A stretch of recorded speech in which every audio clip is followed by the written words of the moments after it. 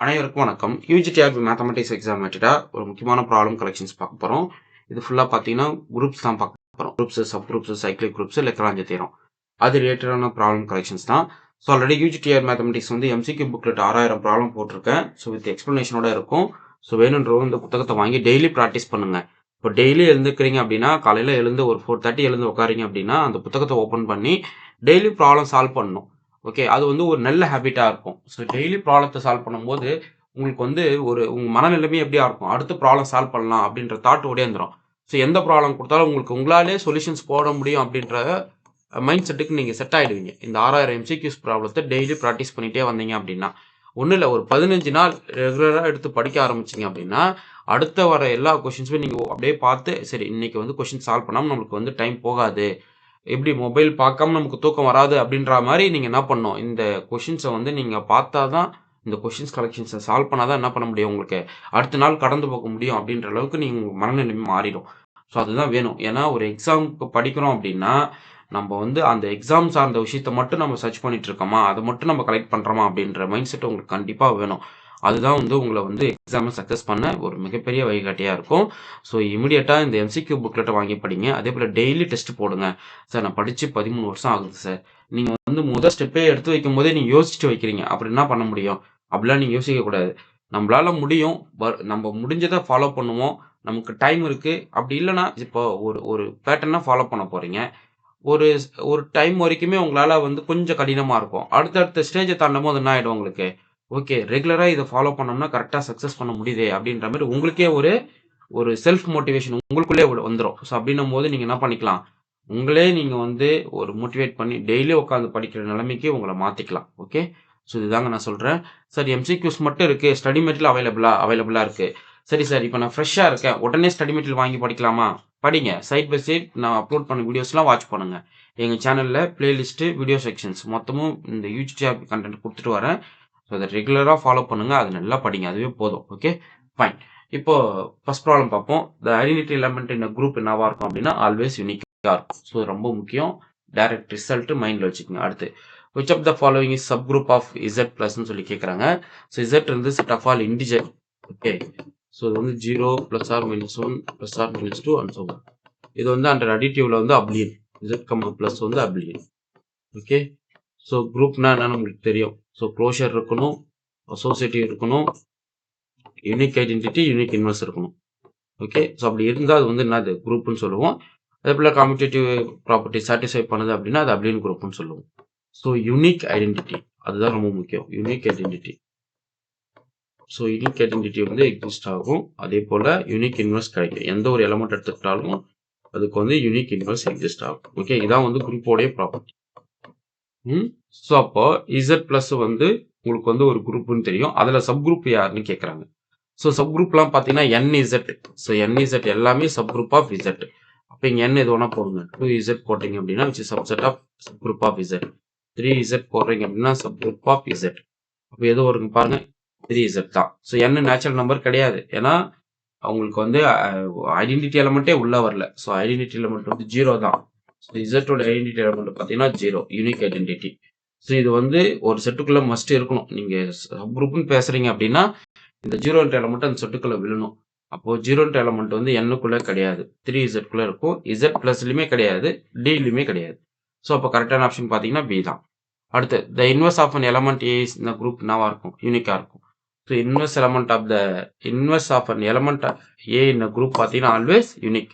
So in ஏன்னு ஒரு element இருந்தால் there exist unique inverse. Okay, such that a into a inverse பார்த்தீங்கன்னா இந்த பைனரி ஆப்ரேஷன் பார்த்தீங்கன்னா கண்டிப்பாக உங்களுக்கு என்ன ஆகணும், ஐடென்டிட்டியை ரீச் பண்ணணும்.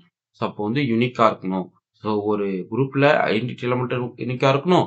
எந்த ஒரு எலமெண்ட் எடுத்துக்கிட்டாலும் அந்த எலமெண்ட்டோடைய இன்வெர்ஸ் எலமெண்ட்டும் யூனிக்காக இருக்கணும். அடுத்து a group with only one element is called என்னவா இருக்கும் அப்படின்னு சொல்லி கேட்குறாங்க, ட்ரிவியல் குரூப். ஒரு குரூப்பில் ஒரே ஒரு எலமெண்ட் தான் இருக்கு, g equal to சிங்கிள்டன் ஐடென்டிட்டின்னு எடுத்துக்கிட்டீங்க அப்படின்னா அது வேற குரூப் பண்ணிட்டாங்க. a group with only one element அப்படின்னா அது வந்து ஒரு ட்ரிவியல் குரூப்னு சொல்லுவோம். ஸோ பார்த்தீங்கன்னா option c correct. Next every cyclic group is நாவா இருக்கு அப்படின்னா அபிலியனா இருக்கும். நமக்கு தெரியும், எந்த ஒரு சைக்கிளிக் குரூப் எடுத்துக்கிட்டாலும் அது வந்து அபிலியன். அடுத்து பாருங்க, G equal to group generate by element ஏன்னு சொல்லிட்டாங்க. It is nothing but a power n when n belongs to integer. ஸோ இதுதான் இந்த செட்டோட நோட்டேஷன். அதுதான். அப்போ எது வரும் பாருங்க. ஸோ பார்த்தீங்கன்னா option B correct. Okay, next order of an element 3 Z9 சொல்லி கேட்குறாங்க. Z9ல 3யோட ஆர்டர் என்ன அப்படின்னு கேட்குறாங்க. ஸோ மாடுலோ 9 பார்க்குறீங்க, 3யை வந்து ஆட் பண்ணிக்கிட்டே வரீங்க, மாடுலோ 9 வருது. அப்போ பார்க்கறச்ச ஆன்சர் வந்து 0 வரணும். என்ன வரும் பாருங்க, 3 + 3 + 3. ஸோ டோட்டலாக ஆட் பண்ணுங்க. இதில் உங்களுக்கு என்ன கிடைக்கும், 9 கிடைக்கும். எவ்வளோ டைம்ஸ் ஆட் பண்ணியிருக்கீங்க பாருங்க, 1 டைம், இங்கே 1 டைமு, அதுக்கப்புறம் இங்கே பாருங்க 1 2 3, டோட்டலாக 3 டைம்ஸ்க்கு 3 ஆட் பண்ணியிருக்கீங்க. ஸோ வேல்யூ வந்து 9 வருது. மாடுலோ பார்த்தீங்கன்னா என்ன கிடைக்கும், 0 கிடைக்கும். ஏன்னா அடிட்டிவ் மாடலோ. ஓகே, மாடுலோ பார்த்தீங்கன்னா 0 கிடைக்கும். அப்போ ஆர்டர் ஆஃப் 3 பார்த்தீங்கன்னா உங்களுக்கு என்னது, 3. ஓகே, ஸோ எந்த ஆப்ஷன் வரும், ஆப்ஷன் சி கரெக்ட். புரியுதுங்களா? ஒரு எலமெண்டோடைய ஆர்டர் கேட்குறாங்க, என்ன மாடுலோ ஆப்ரேஷன் யூஸ் பண்ணுறாங்க, மல்டிப்ளிகேட்டிவா அடிட்டிவா. மல்டிப்ளிகேட்டிவ்னா நீங்கள் ப்ராடக்ட் பண்ணணும். ஸோ 3 சார்னா கிடைக்கும் 9. அப்போ மல்டிப்ளிகேட்டிவ்ல பார்த்தீங்க அப்படின்னா ஆர்டர் வந்து உங்களுக்கு 2 வருது. Modulo integer modulo 9 பார்க்குறச்சு. ஓகே, ஆனால் அடிட்டிவ்ல பார்த்தா ஆப்ரேஷன் மாடலில் பார்த்தீங்கன்னா உங்களுக்கு என்ன கிடைக்குது, ஆர்டர் வந்து 3 வருது. ஸோ ரெண்டும் டிஃப்ரெண்ட் இருக்கு, மைண்டில் வச்சுக்கோங்க. Next, if order of g வந்து 12, possible order of sub group of g நாவா இருக்கும் அப்படின்னு சொல்லி கேட்குறாங்க. நமக்கு தெரியும் அச்சுன்றது சப் குரூப் ஆஃப் ஜி அப்படின்னு வச்சுக்கிங்களேன். ஆர்டர் ஆஃப் அச்சு வந்து எதை டிவைட் பண்ணும், ஆர்டர் ஆஃப் ஜியை டிவைட் பண்ணும். அப்போ ஆர்டர் ஆஃப் அச்சு எதை டிவைட் பண்ண போகுது, 12 டிவைட் பண்ண போகுது. ஏன்னா ஆர்டர் ஆஃப் ஜி வந்து நமக்கு 12 கொடுத்துட்டாங்க. அப்போ பாசிபிள் ஆர்டர் ஆஃப் அச்சு என்னவா இருக்கலாம், 12 மல்டிபிள்ஸ் யாரு, 1 இருக்கலாம், 2 இருக்கலாம், 3 இருக்கலாம், 4 இருக்கலாம், 6 இருக்கலாம். ஓகே, அப்போ இந்த அதுக்கப்புறம் 12 இருக்கலாம். ஏன்னா it self is sub group இல்லைங்களா. ஸோ 12 இருக்கலாம். அப்போ உங்களுக்கு பாருங்க இதெல்லாம் வந்து பாசிபிள் ஆர்டரா வருது பாருங்க. இந்த கிவன் ஆப்ஷன்ல 6 மட்டும்தான். ஸோ பார்த்தீங்கன்னா option c correct. Next, Lagrange theorem state என்ன சொல்லுது, ஒரு சப் குரூப் இருக்கு அப்படின்னா அந்த சப் குரூப்போட ஆர்டர் வந்து பேரண்ட் குரூப்பை டிவைட் பண்ணும். ஸோ பார்த்தீங்கன்னா option B correct. Next, group of prime order always என்னவா இருக்கும், சைக்கிளிக் குரூப்பா இருக்கும். So every group of prime order இருக்கு அப்படின்னா சைக்கிளிக் குரூப். ஸோ இப்போ எதெல்லாம் cyclic group, Z2 cyclic group, Z5 cyclic group, Z3 cyclic group, Z7 cyclic group, Z11 cyclic group, இப்படி கொடுத்துட்டே போகலாம். ஸோ பிரைம் இண்டெக்ஸ் வர்றது ZP, P சப் பிரைம் அப்படி இருக்கிறதுலாம் உங்களுக்கு என்னது ஆக்சுவலா சைக்கிளிக் குரூப். இதெல்லாம் நோட் பண்ணுங்க, எக்ஸாம்பிள்ஸ்லாம் கொடுத்து அப்படியே எழுதிட்டே வாங்க. ஓகே, ஸோ வென் பீஸ் பிரைமா இருக்கு அப்படின்றது எல்லாமே உங்களுக்கு என்ன வரும், ஒரு சைக்கிளிக் குரூப்பாக வர்றதுக்கு இந்த ஃபைனைட் ஆர்டரில் ஒரு எக்ஸாம்பிள்ஸாக நீங்கள் பார்க்கலாம். Okay, next, number of generator of the cycle group Z7 எவ்வளோ இருக்கும் அப்படின்னா, ஜென்ரலாகவே ஜென்ரேட்டர் ஆஃப் த Z10க்கு பார்த்தீங்க அப்படின்னா நம்பர் ஆஃப் ஜென்ரேட்டர். ஸோ ஜென்ரேட்டர்னா அது மொத்த குரூப்போட எலமெண்ட்டை அந்த ஒரு எலமெண்ட்டை ஜென்ரேட் பண்ணிட்டோம். ஸோ எப்படி இருக்கும், நம்பர் ஆஃப் ஜென்ரேட்டர் வேணும் அப்படின்னா இன் Z10ல phi of n போடுறீங்க. ஆய்லர் ஃப்ரீ ஃபங்க்ஷன் இது. ஓகே, ஸோ இது வந்து ஆய்லர் ஃப்ரீ ஃபங்க்ஷன். எப்போ எப்படி எழுதலாம் ஆய்லர் ஃப்ரீ ஃபங்க்ஷன், இங்கே பாருங்க. சப்போஸ் P1 ஆல்ஃபா 1 என்ன வந்து ப்ராடக்ட் ஆஃப் பிரைம்ஸ் ஆஃப் பிரிக்கிறேன், P2 alpha 2, P3 alpha 3 and so on, Pk alpha k இப்படி இருக்கு.